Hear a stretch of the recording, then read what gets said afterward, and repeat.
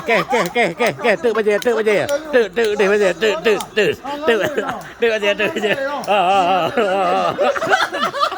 Oh.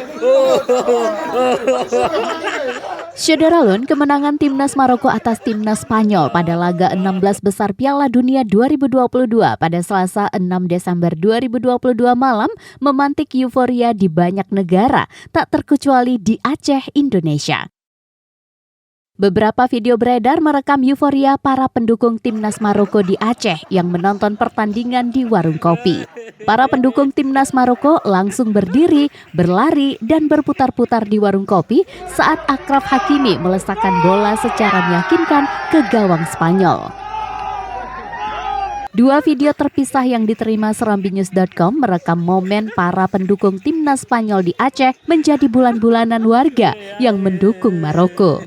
Sayangnya, di sebuah video yang beredar di grup WhatsApp, euforia kemenangan Maroko atas Spanyol ini memicu perkelahian di sebuah warung kopi di Aceh. Euforia yang awalnya hanya berbentuk kegembiraan malah menimbulkan permusuhan, padahal kedua anak muda ini sama-sama tidak memiliki timnas negaranya di Piala Dunia.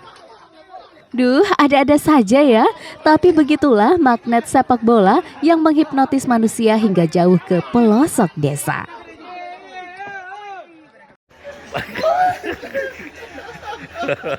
Nampak buktinya ada bola. Kau baje abi. Kanan lagi ikut. Itu. Tidak makan bola. Lagu background dah.